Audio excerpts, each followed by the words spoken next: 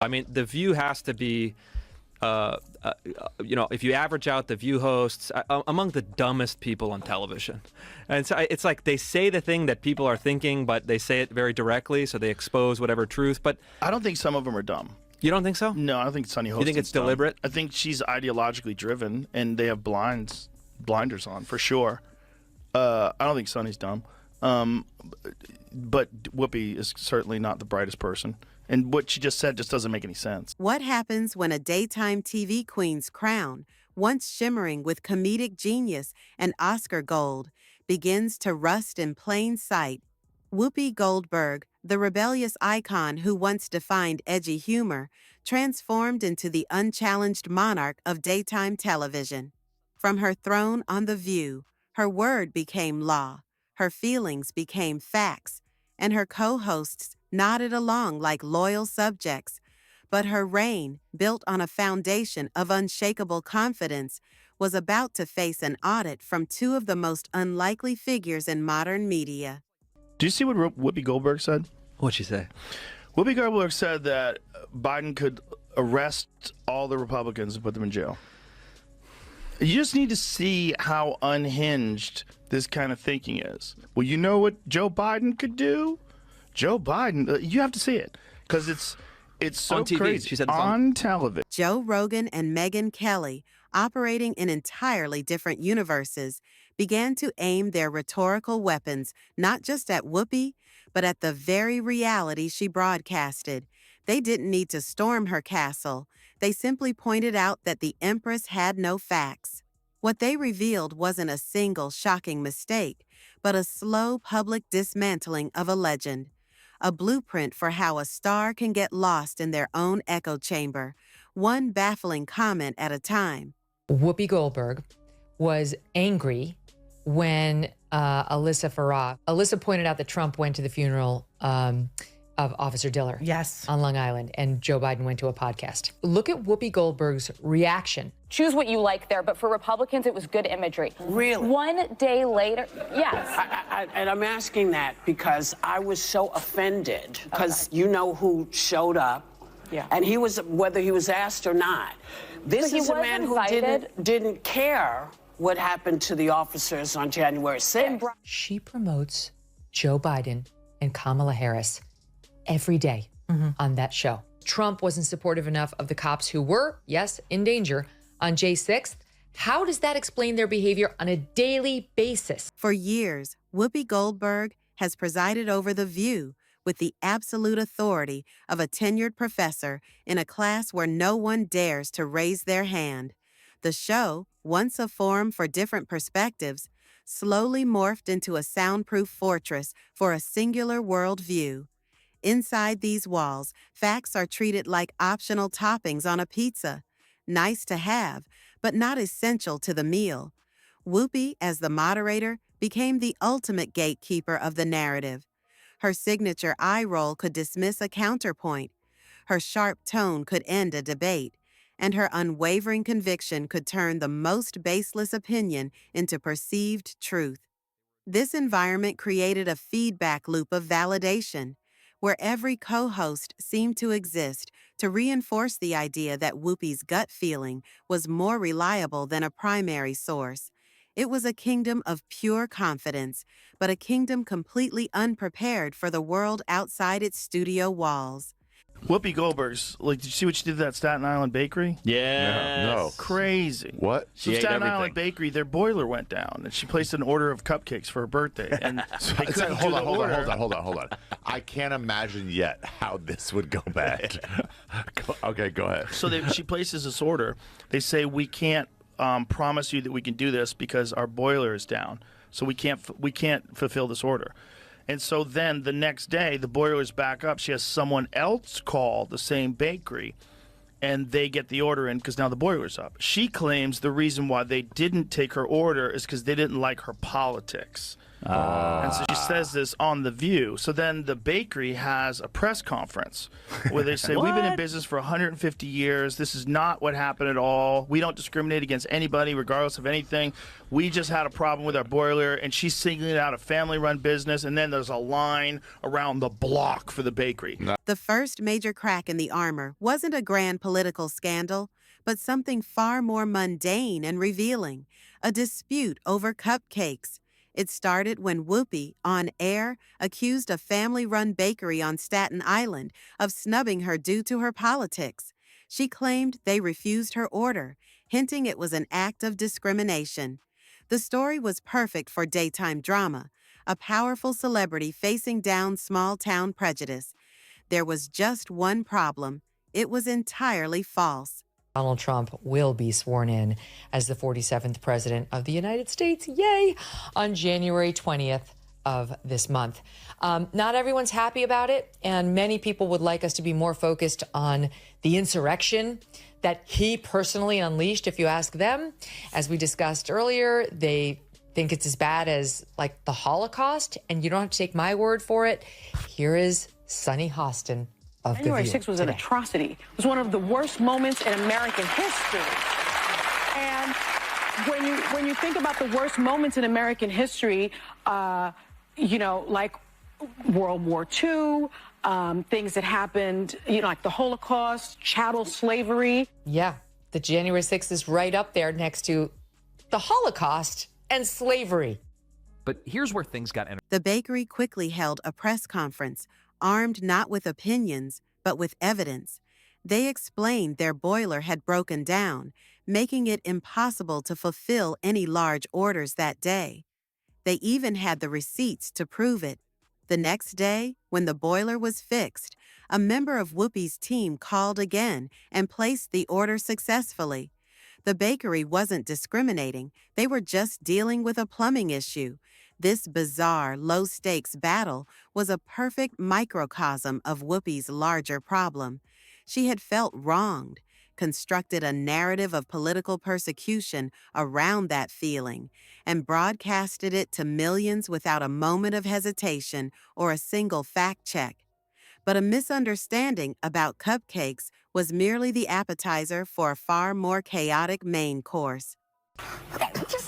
Let's look at a scenario where the Supreme Court says, yes, he has all those rights. He is immune from everything. Yeah. You know what Joe Biden could do since he is presently president?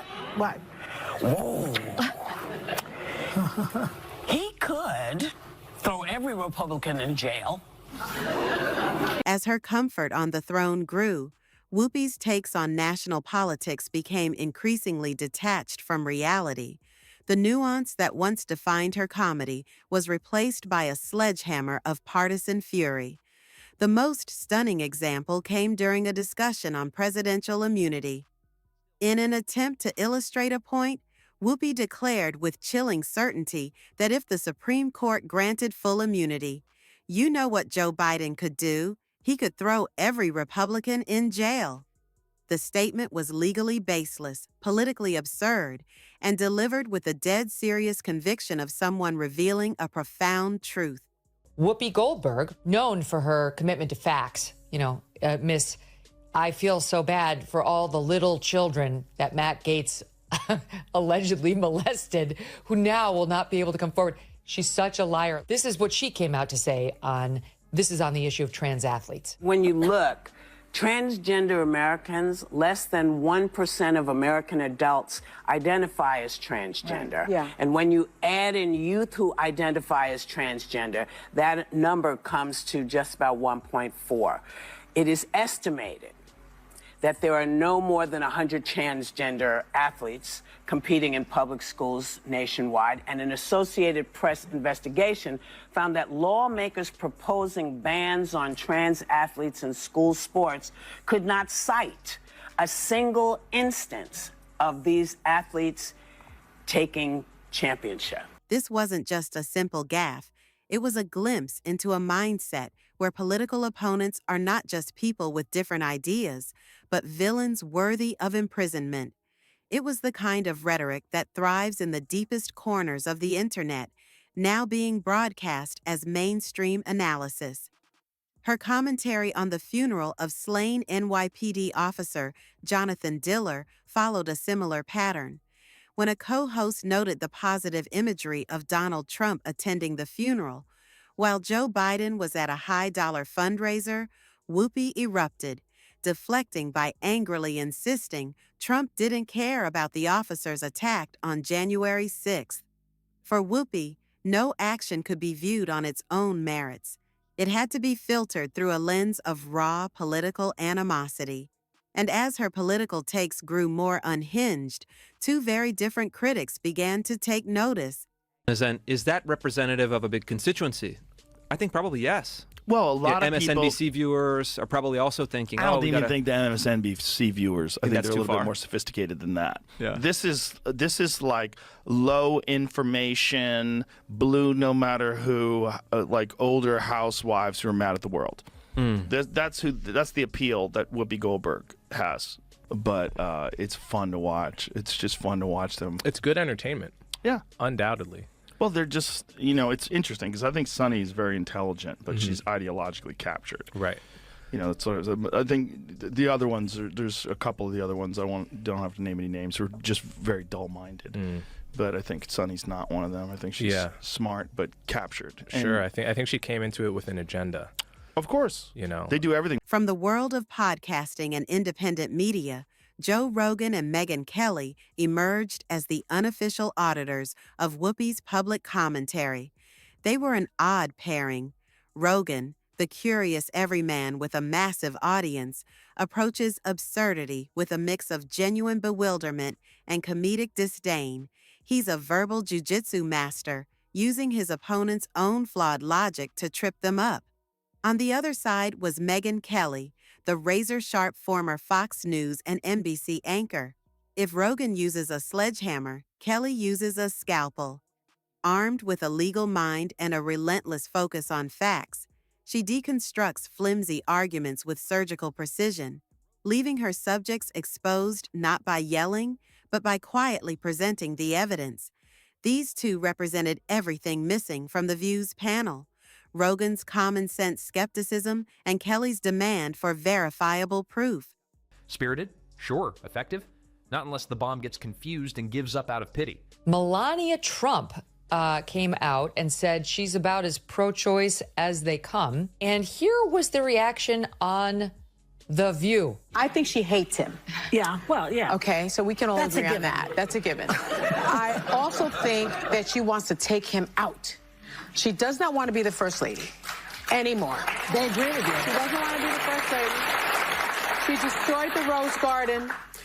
Who hates Christmas? Melania Trump hates Christmas. She doesn't want to decorate for Christmas. She doesn't want anything to do with him. She doesn't want to sleep in the same room with him. She can't tolerate him. Would you look? This is a network that still runs out fact checks to these women, like it's concerned about them staying factual. She hates Trump.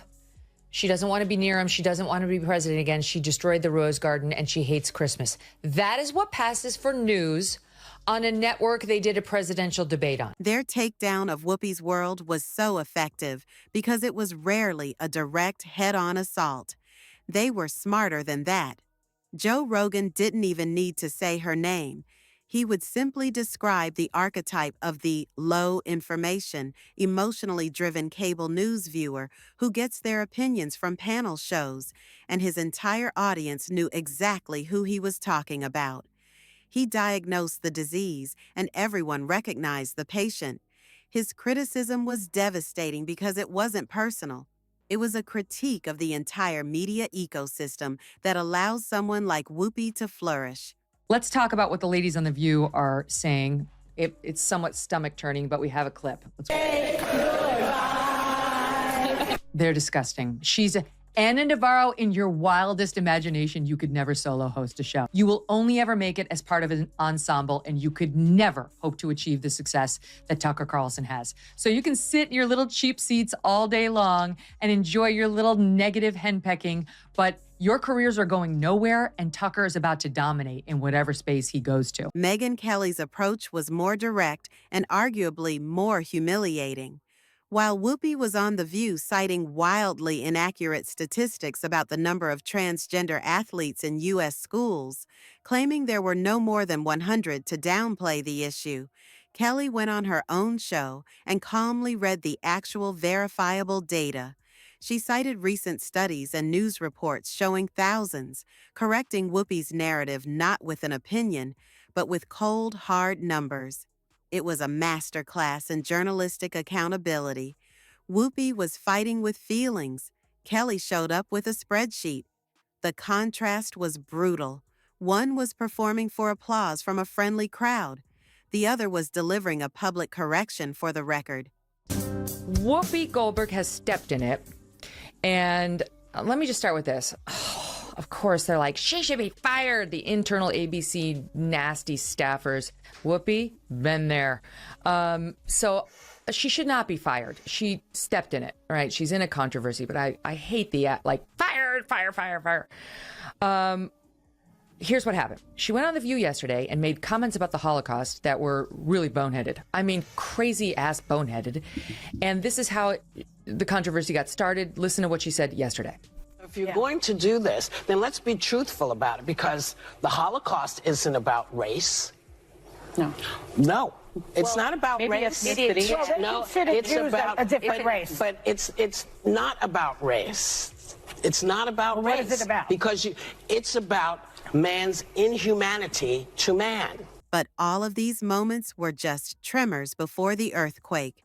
Whoopi's ultimate blunder, the comment that would define her controversial era, came during a discussion about a Tennessee school board banning the graphic novel Mouse. In a moment of baffling historical blindness, Whoopi insisted, the Holocaust isn't about race. When her co-hosts tried to gently correct her, she doubled down. It's not about race, she repeated. It's about man's inhumanity to man. The comment was so profoundly ignorant that it sent shockwaves through the media. This wasn't a political hot take or a misremembered statistic.